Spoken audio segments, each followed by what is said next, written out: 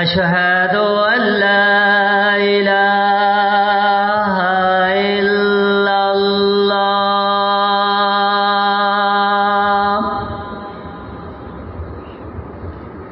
أشهد أن لا إله إلا الله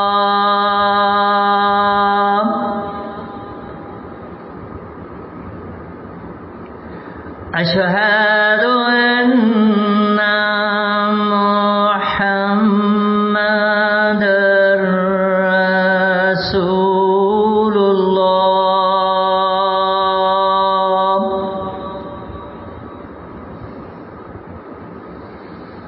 أشهد أن محمد رسول الله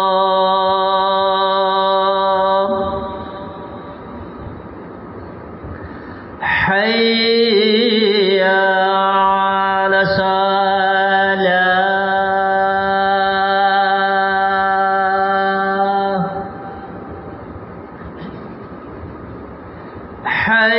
حي على الصلاة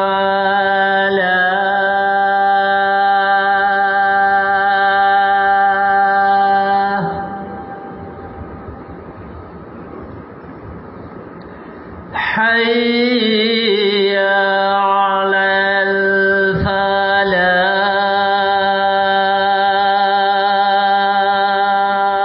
الفلاح حي على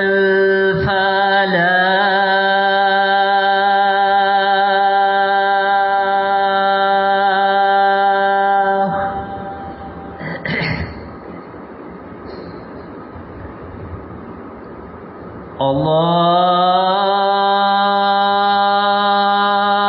الله أكبر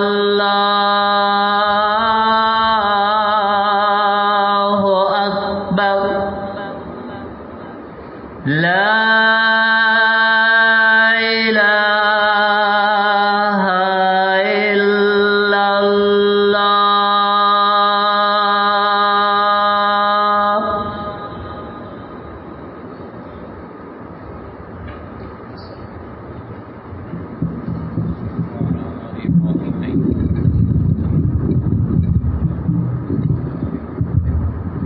كما باركت على إبراهيم وعلى آل إبراهيم إنك حميد مجيد اللهم رب هذه الدعوة التامة والصلاة القائمة آت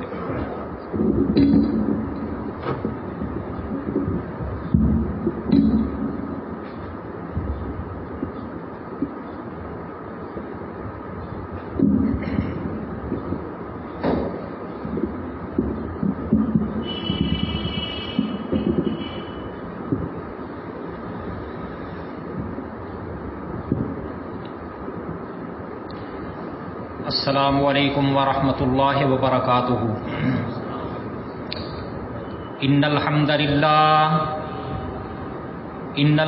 للہ نحمده ونستعینه ونستغفره ونعوذ باللہ من شرور انفسنا وسیئات اعمالنا من يهده الله فلا مضل له ومن يضلل فلا هادي له أشهد أن لا إله إلا الله وأشهد أن محمدا عبده ورسوله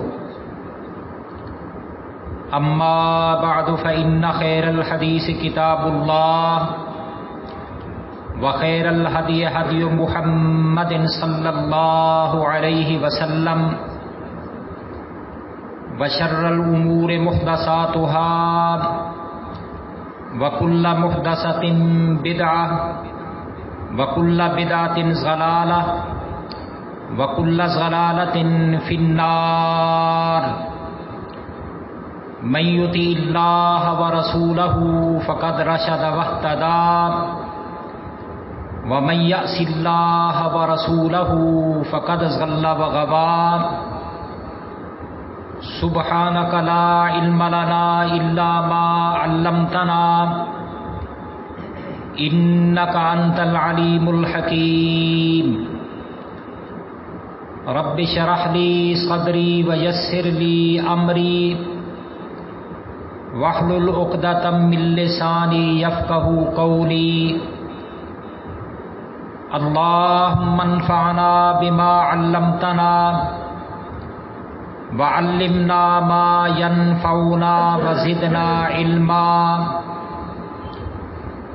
اللهم صل على محمد وعلى آل محمد كما صليت على إبراهيم وعلى آل إبراهيم إنك حميد مجيد اللهم بارك على محمد وعلى آل محمد كما باركت على إبراهيم وعلى آل إبراهيم إنك حميد مجيد أما بعد فأعوذ بالله السميع العليم من الشيطان الرجيم من همزه ونفخه ونفسه ومن يهاجر في سبيل الله يجد مراغما كثيرا وسعة وقال الله تبارك وتعالى في مقام آخر السابقون الأولون من المهاجرين والأنصار والذين اتبعوهم بإحسان وقال النبي صلى الله عليه وسلم إن الإسلام يهدم ما كان قبله والهجرة تهدم ما كان قبلها وقال النبي صلى الله عليه وسلم انما الاعمال بالنیات وانما لكل امرئ ما نوى فمن كانت هجرته الى الله ورسوله فهجرته الى الله ورسوله ومن كانت هجرته الى الدنيا او امرأة يصيبها محرم الحرام کا مہینہ اپنے اختتام کے قریب ہے. ہمارے اسلامی سال کا پہلا مہینہ محرم الحرام کا مہینہ ہے. اس وقت دنیا کے اندر کئی ایک سن رائج ہیں، عیسوی سن، بقربی سن وغیرہ وغیرہ، اور ان میں سے ایک سن جسے ہجری سن کہا جاتا ہے یا اسلامی سن کہا جاتا ہے. ہجری سن، اسلامی سن 1444 ہجری شروع ہو چکا ہے. یعنی جب نبی علیہ الصلاۃ والسلام نے اپنے صحابہ کرام کو ہجرت کی اجازت دی تھی، اس وقت سے لے کر اب تک 1444 سال گزر چکے ہیں. اس ہجری سن کا آغاز حضرت عمر بن خطاب رضی اللہ تعالی عنہ کے دور خلافت میں ہوا، اور حضرت ابو موسیٰ الاشعری رضی اللہ تعالی عنہ ان کا اس کے اندر ایک بڑا اہم کردار تھا، چونکہ وہ ایک بڑے اہم صوبے کے گورنر تھے۔ تو حضرت عمر بن خطاب رضی اللہ تعالی عنہ جب اپنے گورنروں کی طرف خطوط لکھتے تو ان کے اوپر سن یا تاریخ نہیں ہوتی تھی، تو حضرت ابو موسیٰ الاشعری رضی اللہ تعالی عنہ وہ بھی چونکہ ایک صوبے کے گورنر تھے، ان کے پاس امیر المومنین کی طرف سے ایک خط پہنچا، تو انہوں نے خط کا جواب بھی دیا اور ساتھ ساتھ اس خط میں یہ بھی لکھا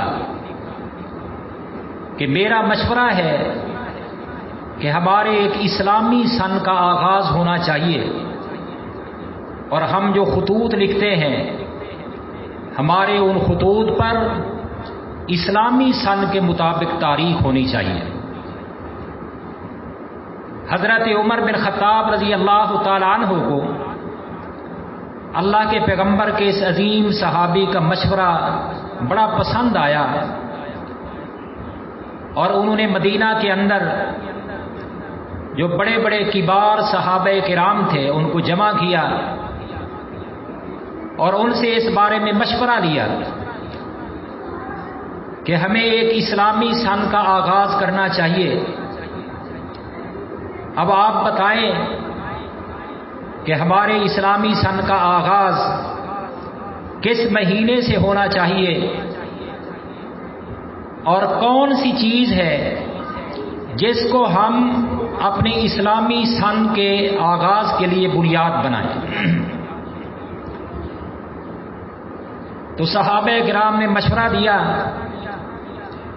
کہ اے امیر المومنین ہمارا مشورہ یہ ہے کہ جس دن جس مہینے میں اللہ تبارک و تعالی نے ہمیں مشرکین مکہ کے ظلم و استبداد، ظلم و جبر سے اللہ تبارک و تعالی نے ہمیں نجات دی تھی، تو اس چیز کو اسلامی سن کی بنیاد بنانا چاہیے۔ تو جب نبی علیہ الصلوۃ والسلام کے صحابہ کرام نے پیغمبر علیہ الصلوۃ والسلام سے کئی بار مشرکین مکہ کے ظلم و ستم کی داستانیں نبی علیہ الصلوۃ والسلام کے سامنے سنائی اور اس خواہش کا اظہار کیا ہمیں کوئی ایسی جگہ مل جائے جس جگہ پر ہم چلے جائیں اور اللہ تبارک و تعالیٰ کی عبادت، اللہ تبارک و تعالیٰ کی توحید کا پرچم بڑی آزادی کے ساتھ بلند کر سکیں۔ اس جگہ پر، اس شہر میں ہمیں کوئی اللہ تبارک و تعالیٰ کی عبادت سے روکنے والا نہ ہو، ہمیں کوئی کلمہ توحید کا پرچار کرنے سے روکنے والا نہ ہو، ہم دعوت و تبلیغ کا کام کریں، ہمیں کوئی منع کرنے والا نہ ہو، وہاں امیر اور غریب سب کے سب برابر ہوں۔ تو نبی علیہ الصلوۃ والسلام نے اپنی اس تمنا اور خواہش کا اظہار اللہ تبارک و تعالیٰ کے سامنے کیا۔ چنانچہ اللہ تبارک و تعالیٰ نے اپنے پیغمبر علیہ الصلوۃ والسلام کو آپ صلی اللہ علیہ وسلم کے صحابہ کرام کے لیے ہجرت کی اجازت دے دی۔ ابھی نبی علیہ الصلوۃ والسلام کو ہجرت کی اجازت نہیں ملی تھی، لیکن اللہ تبارک و تعالی نے نبی علیہ الصلوۃ والسلام کو یہ بتلا دیا کہ آپ کے جو صحابہ کرام ہیں، صحابیات ہیں، اگر وہ ہجرت کر کے جانا چاہیں تو یہاں سے ہجرت کر کے جا سکتے ہیں۔ اللہ تبارک و تعالی نے اس کا ایک ذریعہ بھی بنا دیا کہ نبی علیہ الصلوۃ والسلام حج کے موقع پر مختلف علاقوں سے، مختلف شہروں سے، ممالک سے لوگ حج کرنے کے لیے آیا کرتے تھے۔ تو نبی علیہ الصلوۃ والسلام جو حج کے وفود ہوتے اللہ کے پیغمبر ان کے پاس جا کر انہیں توحید کی دعوت دیا کرتے تھے. تو نبی علیہ الصلوۃ والسلام نے ہجرت سے 2 سال پہلے کی بات ہے کہ مدینہ کے کچھ لوگ جن کا تعلق اوس اور خزرج قبیلے کے ساتھ تھا، جن کی تعداد 12 تھی، نبی علیہ الصلوۃ والسلام نے ان کے سامنے جا کر آپ صلی اللہ علیہ وسلم نے انہیں اللہ تبارک و تعالی کی توحید کی دعوت دی، اسلام کی دعوت پیش کی. وہ نبی علیہ الصلوۃ والسلام کی دعوت سے متاثر ہو کر انہوں نے اسلام قبول کر لیا. اور پھر اگلے سال وہ لوگ بھی تھے، ان کے ساتھ کچھ اور بھی تھے، کچھ مرد بھی تھے، خواتین بھی تھیں، جن کی تعداد 70 تھی. نبی علیہ الصلوۃ والسلام نے انہیں بھی جا کر اسلام کی دعوت دی. انہوں نے اسلام قبول کر لیا، بلکہ ان میں سے اکثر ایسے تھے جو کہ پہلے اسلام قبول کر چکے تھے. انہوں نے پیغمبر علیہ الصلوۃ والسلام کو دعوت دی. انہوں نے کہا کہ یا رسول اللہ صلی اللہ علیہ وسلم، آپ مکہ چھوڑ کر ہمارے پاس یثرب میں آ جائیں. مدینہ کا پرانا نام یثرب تھا. انہوں نے کہا کہ آپ ہمارے پاس تشریف لائیں، ہم آپ کا تعاون کریں گے، آپ کا دفاع کریں گے، اور وہاں پہ رہ کر آپ کو کسی طرح کی کوئی تکلیف نہیں ہوگی.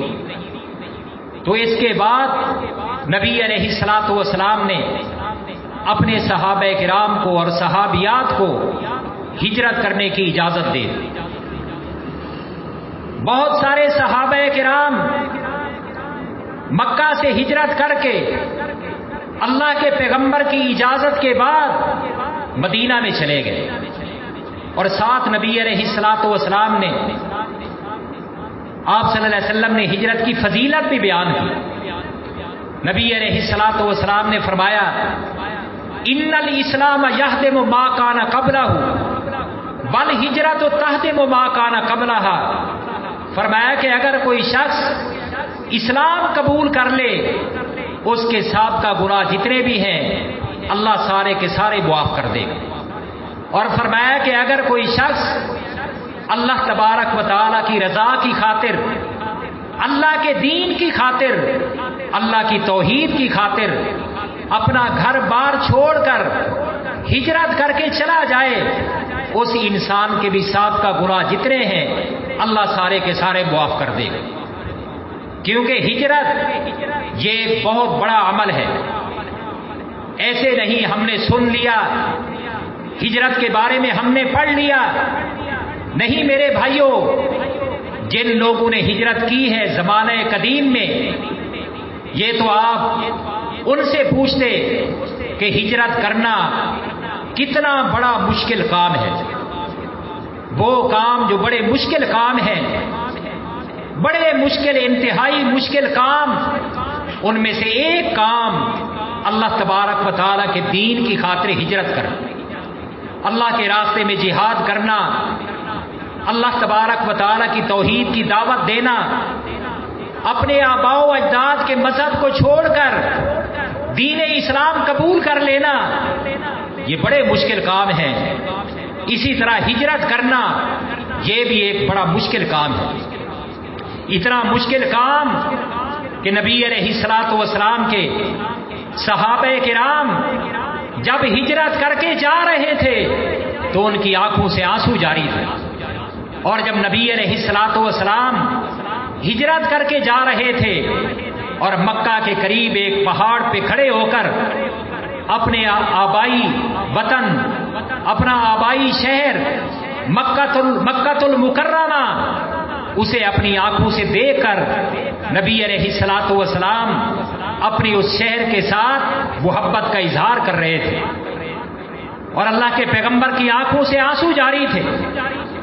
ہجرت بڑا مشکل کام ہے، لیکن جتنا مشکل کام ہے اتنا ہی اس کا اجر و ثواب بھی زیادہ ہے. اس کا ایک واقعہ میں آپ کے سامنے بیان کروں کہ ہجرت کا اجر و ثواب کتنا ہے۔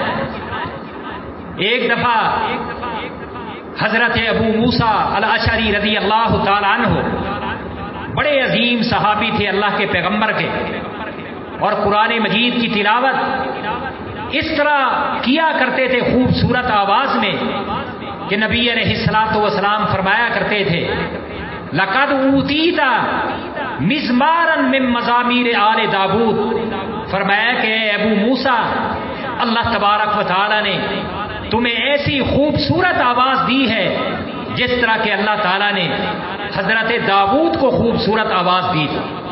فرمایا کہ تم اللہ کی کتاب، اللہ کی کلام قرآن مجید، اس کی تلاوت اس طرح کرتے ہو جس طرح اللہ کے پیغمبر حضرت داؤد علیہ الصلوۃ والسلام زبور کی تلاوت کیا کرتے تھے۔ اور جب وہ زبور کی تلاوت کرتے، اللہ کی کلام کی تلاوت کرتے، قرآن مجید میں آتا ہے انسان تو ایک طرف رہے، فضاؤں میں اڑتے ہوئے پرندے وہ بھی رک جایا کرتے تھے۔ تو حضرت ابو موسیٰ الاشعری رضی اللہ تعالیٰ عنہ بڑے عظیم صحابی ہیں اللہ کے پیغمبر کے، بوڑھے ہو گئے، اپنے نواسوں کو، اپنے پوتوں کو، نواسیوں اور پوتیوں کو جمع کر لیا اور جمع کر کے نصیحت کرنے لگے۔ نصیحت کیا کی؟ فرمایا کہ کونوا کصاحب الرغیف، اے میرے بچوں، اے میرے پوتوں اور پوتیوں، نواسوں اور نواسیوں، اس طرح زندگی گزارو جس طرح ایک روٹی والے نے زندگی گزاری تھی۔ صفۃ الصفوہ اس کے اندر یہ واقعہ منقول ہے۔ ان بچوں نے کہا، کسی نے کہا دادا جان، کسی نے کہا نانا جان، وہ ایک روٹی والا کون تھا؟ فرمانے لگے کہ کان رجل ممن کان قبلکم، وہ بھی اللہ تبارک و تعالیٰ کا ایک بندہ تھا پہلی امتوں میں سے، اور ایک جگہ پر اس کا خیمہ تھا، اس کی کٹڑی تھی، اور وہاں پہ رہ کر اللہ تبارک و تعالیٰ کی عبادت کرتا تھا۔ رہبانیت یہ پہلے مذاہب کے اندر، عیسائی مذہب کے اندر جائز تھی، اللہ تبارک و تعالیٰ نے اسے جائز قرار دیا تھا۔ اسلام کے اندر رہبانیت جائز نہیں ہے۔ رہبانیت کا مقصد یہ ہے کہ کوئی شخص اپنے رشتہ داروں کو چھوڑ کر، اپنے ماں باپ کو چھوڑ کر، اپنے عزیز و اقارب کو چھوڑ کر، اپنی اولاد کو چھوڑ کر جنگل بیابان شہر سے دور چلا جائے اور وہاں پر اپنی کوئی جھونپڑی بنا کر، کٹیا بنا کر وہاں پہ اللہ تبارک و تعالیٰ کی عبادت کرتا رہے، اس کو رہبانیت کہا جاتا ہے۔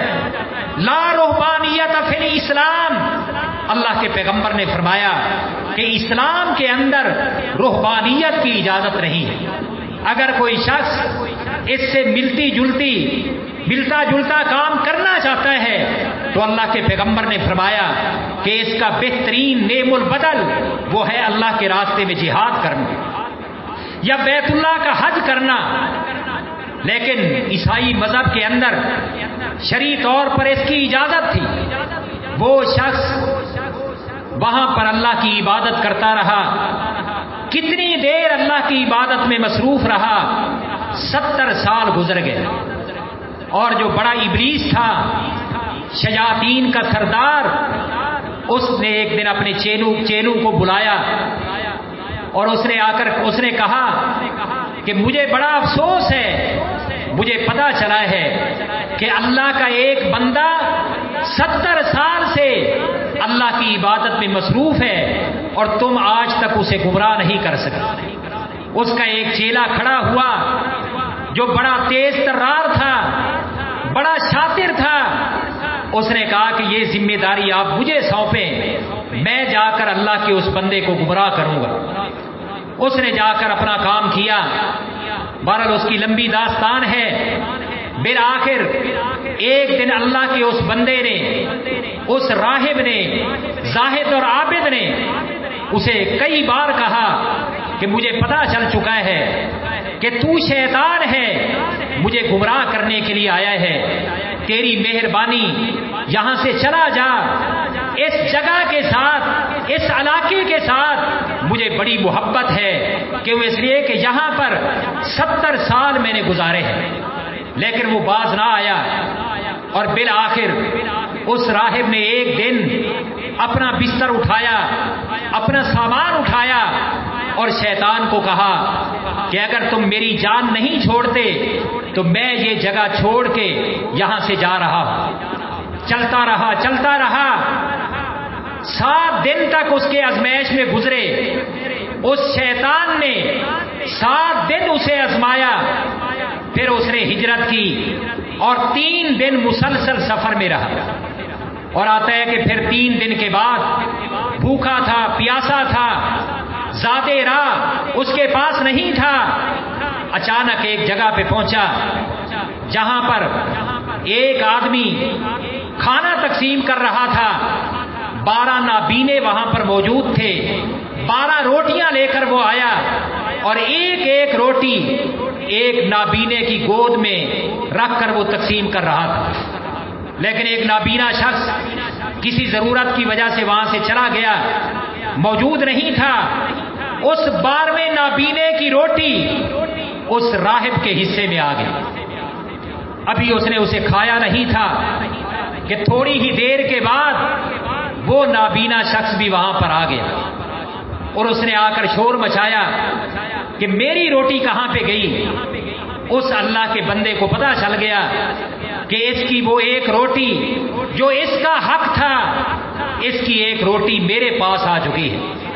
اس نے وہ روٹی اسے واپس کر دی، بھوک برداشت کر لی اور پھر ایک درخت کے نیچے جا کر سو گیا۔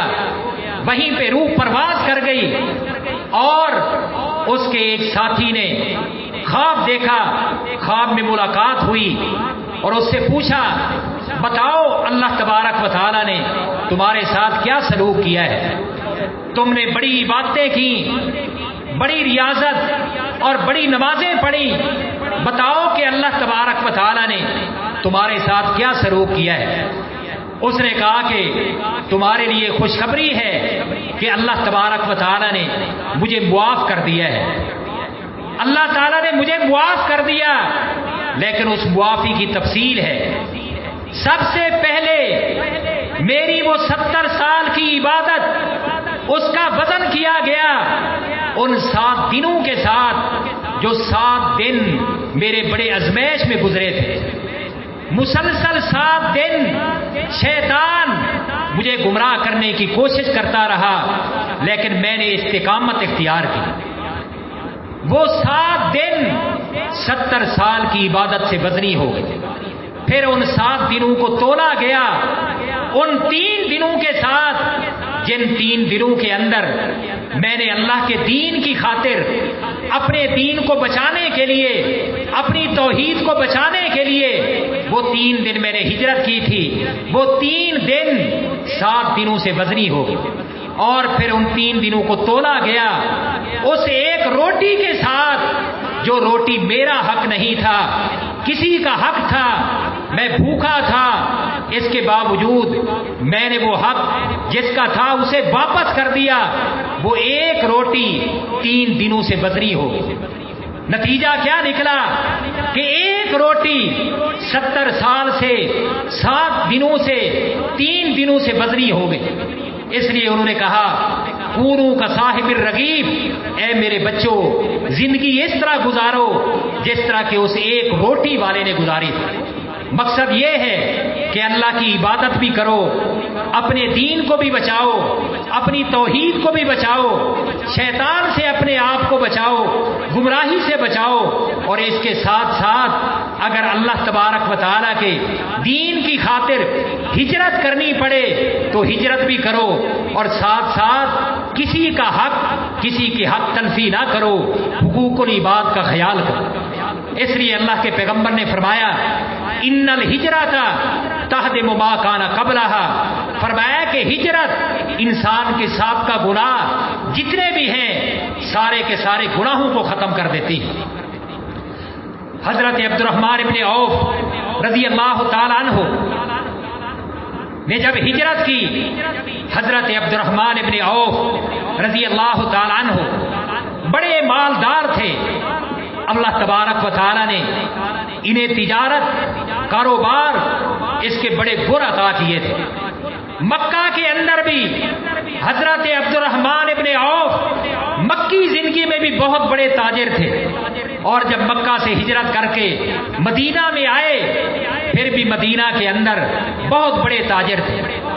جب انہوں نے ہجرت کا ارادہ کیا، اللہ کے پیغمبر کی ہجرت کے بعد ہجرت کا ارادہ کیا، اپنی بیوی کو ساتھ لیا، اپنے بچے کو ساتھ لیا، اپنی سواری کو ساتھ لیا اور کچھ سامان اپنے اونٹ پہ لادا، اور جب ہجرت کے لیے رخت سفر باندھا، روانہ ہونے لگے، حضرت عبد الرحمن ابن عوف کے سامنے ان کے بھائی آ گئے جو ابھی مسلمان نہیں تھے. انہوں نے اونٹ کی مہار پکڑ لی اور کہنے لگے کہ اے عبد الرحمن، تم ہمارے بھائی ہو، ہمارا اور تیرا، تمہارا کاروبار، تجارت، یہ مال و دولت، یہ سب کچھ مشترکہ ہے. اگر تم مکہ میں رہو تو اس مال و دولت کے اندر حصے دار ہو. اگر مکہ چھوڑ کر جاؤ گے پھر تمہیں کوئی مال نہیں ملے گا، یہ اونٹ بھی نہیں ملے گا، کھانے پینے کا سامان بھی نہیں ملے گا، حتیٰ کہ وہ کپڑے جو تم نے پہن رکھے ہیں یہ کپڑے بھی ہمیں دے کر جانے پڑیں گے. اور انہوں نے کہا کہ حتیٰ کہ تمہارا یہ بیٹا، یہ بھی ہمارا بھتیجا ہے، ہمارے باپ کا پوتا ہے، یہ بھی ہم ساتھ نہیں جانے دیں.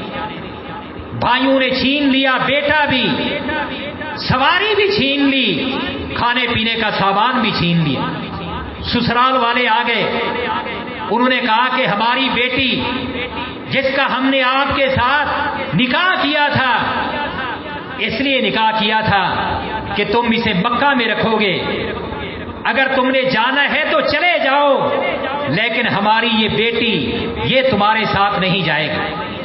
بیوی کو چھین لیا سسرال والوں نے، حتیٰ کہ انہوں نے لباس بھی لے لیا، صرف ایک کپڑا نیچے باندھنے والا کپڑا تھا، پیٹھ بھی ننگی تھی، سر بھی ننگا تھا.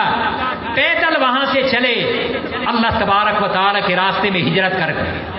اور جب مدینہ کے قریب پہنچے ایک وادی میں، اللہ تبارک و تعالی نے اپنے پیغمبر کی طرف وحی نازل کر دی.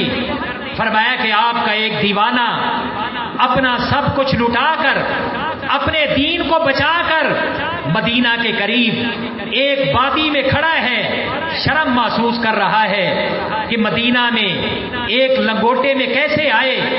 اپنے دو ساتھیوں کو لباس دے کر بھیجیں، وہ جا کر اسے لباس پہنائیں اور بڑی عزت اور احترام کے ساتھ انہیں مدینہ میں لے کر آئے. مدینہ میں آ گئے. جب اللہ کے پیغمبر نے دیکھا تو نبی علیہ الصلوۃ والسلام نے فرمایا کہ اے عبد الرحمن، تمہیں کیا ہوا؟ تم تو بہت بڑے مالدار تھے. فرمانے لگے کہ یا رسول اللہ صلی اللہ علیہ وسلم، اسلام قبول کیا تھا، جب ہجرت کا ارادہ کیا سارے کا سارا مال لٹ گیا، کچھ بھی میرے پاس باقی نہیں رہا. نبی علیہ الصلوۃ والسلام نے کیا جواب دیا؟ فرمایا کہ اے عبد الرحمن، اگر دین بچا کر آئے ہو، اللہ کی توحید اور اپنا دین بچا کر آئے ہو، فرمایا کہ پھر ساری دولت ساتھ لے کر آئے ہو، کچھ بھی لٹا کر نہیں آئے. اللہ اکبر. اور پھر انصار صحابہ کرام کا ایثار دیکھیں. آج ہمارے ایثار کی حیثیت کیا ہے؟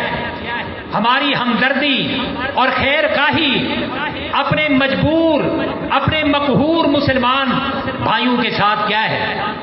ہمارے وہ مسلمان بھائی جو کہ سیلاب کی زد میں ہیں، جن کے مکان بہہ چکے ہیں، حتیٰ کہ مساجد گر چکی ہیں، مال مویشی سب اس سیلاب کے اندر غرق ہو کر مر چکا ہے، کھانے پینے کا سامان نہیں ہے، اور ہم عیش و عشرت کی زندگی بسر کر رہے ہیں. نبی علیہ الصلوۃ والسلام نے حضرت عبد الرحمن ابن عوف کو کہا، فرمایا کہ سعد بن ربیعہ، انہیں کہا کہ یہ تمہارا بھائی ہے.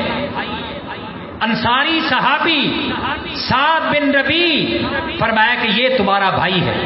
سعد بن ربی انہیں اپنے ساتھ لے کر گئے اور جا کر کہنے لگے، فرمایا کہ اے عبد الرحمن، اللہ کے پیغمبر نے تمہیں میرا بھائی بنایا ہے، اور فرمایا کہ بھائی بھائی ہوتا ہے. فرمایا کہ میرے پاس 2 مکان ہیں، جو مکان تم چاہو اپنے پاس رکھ لو. اسی طرح انہوں نے کہا کہ میرا کاروبار، میرے باغات، اس میں بھی تم برابر کے حصے دار ہو. میری 2 بیویاں ہیں، جس کے بارے میں تم چاہو میں طلاق دے دیتا ہوں، عدت گزرنے کے بعد اس کے ساتھ شادی کر لینا. آگے عبد الرحمن ابن عوف کا دیکھیں، انہوں نے کہا کہ اللہ کے پیغمبر نے مجھے آپ کا بھائی بنایا ہے. بھائیوں کے مال پہ، ان کی بیویوں پہ، ان کے باغات پہ نظر نہیں رکھتے. اللہ تبارک و تعالی تمہارا یہ کاروبار، تمہارے باغ، تمہارا گھر سلامت رکھے، اس میں برکت ڈالے. مجھے تھوڑے سے ادھارے پیسے دے دیں، میں تاجر ہوں، کاروباری ہوں، کاروبار کروں گا، اللہ تبارک و تعالی مجھے بھی مال و دولت دے دے. یہ تھا ایثار اور جذبہ. اور ایک موقع پر نبی علیہ الصلوۃ والسلام نے انصار صحابہ کرام کو کچھ باغات دینا چاہے. آپ صلی اللہ علیہ وسلم نے بلایا، فرمایا کہ اے میرے انصار صحابہ کرام، میں تمہیں کچھ زمینیں دینا چاہتا ہوں، کچھ زمینیں تمہیں الاٹمنٹ کرنا چاہتا ہوں. انصار صحابہ کرام نے کیا کہا؟ یہ نہیں کہا ٹھیک ہے یہ ہمارا حق ہے. فرمانے لگے کہ یا رسول اللہ صلی اللہ علیہ وسلم، پہلے آپ ہمارے وہ بھائی، مہاجرین بھائی جنہیں آپ نے ہمارا بھائی بنایا تھا، آپ انہیں زمینیں دیں. انہیں زمینیں دیں گے تو ہم لیں گے، اگر آپ انہیں نہیں دیں گے تو پھر بھی ہم بھی یہ زمینیں نہیں لیں گے. اللہ اکبر. یہ ہجرت بہت بڑا عمل ہے. ہمارے آباء و اجداد جو ہجرت کر کے آئے اور اپنا مال و دولت، زندگی بھر کی کمائیاں، اپنے مکانات، اپنی زمینیں قربان کر کے آئے، حتیٰ کہ بعض اپنے بچے قربان کر کے آئے، بعض اپنے ماں باپ کو قربان کر کے آئے. یہ تو اگر ان میں سے کوئی زندہ ہو تو آپ اس سے پوچھیں کہ ہجرت کی قدر و قیمت کیا ہے. اسی وجہ سے حضرت عمر بن خطاب اور دیگر صحابہ کرام نے اسلامی سن، اس کی بنیاد صحابہ کرام کی ہجرت پہ رکھی. اللہ کے پیغمبر نے اجازت دے دی. سب سے پہلے جس گھرانے نے ہجرت کی وہ تھا جناب ابو سلمہ رضی اللہ تعالی عنہ اور حضرت ام سلمہ رضی اللہ تعالی عنہ. انہوں نے سب سے پہلے ہجرت کی.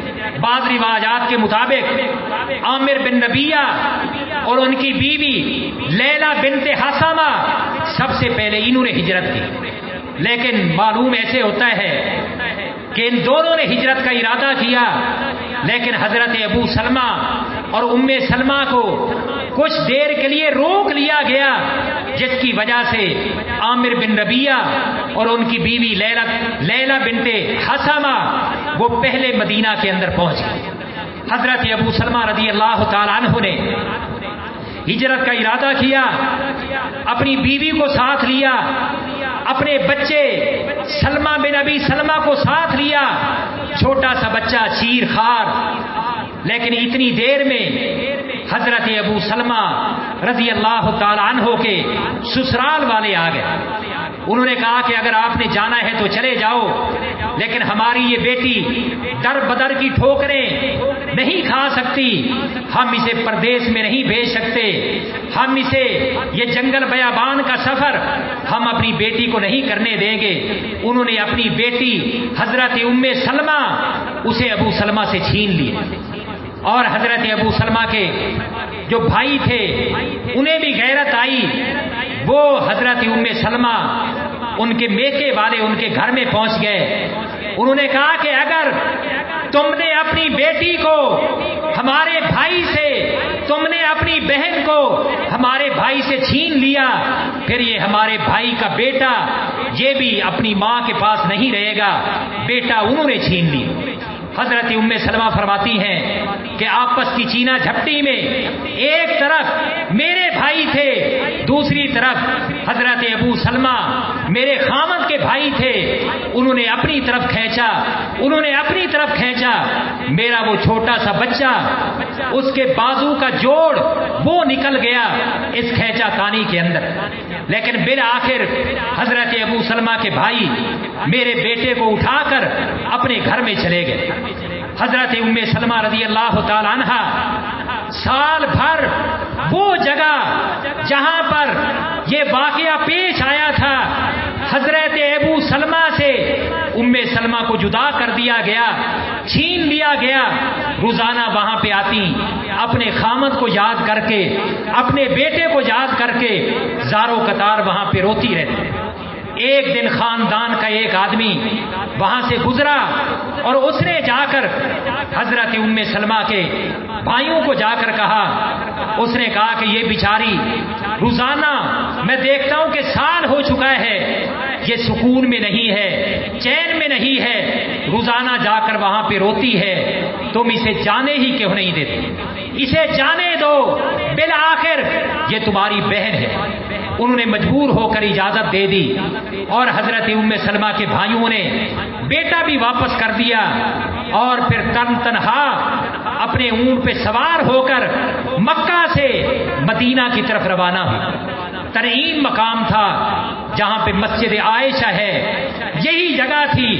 اسی جگہ پر ایک قریشی خاندان کے ایک آدمی جن کا نام تھا عثمان ابن ابی طلحہ، جو کہ اس وقت مسلمان نہیں ہوا تھا، اس نے حضرت ام سلمہ کو دیکھا کہ اکیلی اپنے شیر خوار بچے کے ساتھ اونٹ پہ سوار ہے اور سفر پہ جا رہی ہے۔ اس نے کہا کہ اے بہن کہاں پہ جا رہی ہو؟ اس نے کہا کہ میرا خامد جو کہ 1 سال پہلے یہاں سے ہجرت کر کے مدینہ میں جا چکا ہے، میں اپنے خامد کے پاس جا رہی ہوں۔ اس نے کہا کہ اکیلے جا رہی ہو، ایک عورت ذات چھوٹا سا تمہارے پاس بچہ ہے۔ اس نے کہا کہ کیا کروں، میرے پاس اور کوئی نہیں ہے جو میرے ساتھ جا سکے۔ اس نے پھر ساتھ دیا اور حضرت ام سلمہ فرمایا کرتی تھیں، حالانکہ وہ کافر تھا، مشرک تھا، اس وقت اسلام کا، اللہ کے پیغمبر کا دشمن تھا، اگرچہ بعد میں انہوں نے اسلام قبول کر لیا تھا سن 8 ہجری کے اندر، لیکن اس وقت مشرک تھا۔ فرماتے ہیں کہ اس کے باوجود فرماتی ہے کہ اتنا حیا والا آدمی آج تک میں نے اپنی زندگی کے اندر کبھی نہیں دیکھا تھا۔ اس نے مکہ سے لے کر مدینہ تک کا سفر پیدل کیا، میرے اونٹ کی مہار اس نے پکڑ لی اور آگے چلتا تھا۔ جس جگہ پر پڑاؤ ڈالنا ہوتا سواری روک لیتا، اونٹ نیچے بٹھا دیتا، پھر ایک سائیڈ پہ چلا جاتا اور مجھے آواز دیتا کہ تم نیچے اتر جاؤ، میں نیچے اتر جاتی، پھر آ کر اونٹ کو پکڑتا، پھر اسے چرانے کے لیے لے کر جاتا، پھر جب کوچ کرنے کی باری آتی آ کر اونٹ بٹھا دیتا اور مجھے آواز دیتا کہ اونٹ پہ بچے کو لے کر سوار ہو جاؤ۔ جب میں سوار ہو جاتی پھر دوبارہ واپس آتا اور اونٹ کی مہار پکڑ کر آگے چل دیتا، حتیٰ کہ چلتے چلتے قبا بستی آ گئی۔ جب قبا بستی آئی وہ کسی کو نہیں ملا، نہ میرے خامد کو ملا، نہ اور کسی مسلمان کو ملا۔ اس نے کہا کہ یہ جو بستی ہے میں نے سنا ہے کہ جتنے لوگ ہجرت کر کے آئے ہیں تمہارا خامد وہ بھی اسی بستی میں رہتا ہے، اب اس بستی والوں سے پوچھ کر اپنے خامد کو مل سکتی ہے۔ تو یہ تھے صحابہ کرام جنہوں نے اللہ تبارک و تعالیٰ کے دین کی خاطر ہجرت کی، اور اس ہجرت کے سفر میں کس طرح انہیں تکالیف کا سامنا کرنا پڑا۔ حضرت عمر بن خطاب رضی اللہ تعالی عنہ وہ واحد شخصیت تھے کہ 20 آدمیوں کا قافلہ، مرد بھی تھے عورتیں بھی تھیں، حرم کے اندر گئے، کعبۃ اللہ کا طواف کیا اور مقام ابراہیم کے پاس 2 نفل پڑے۔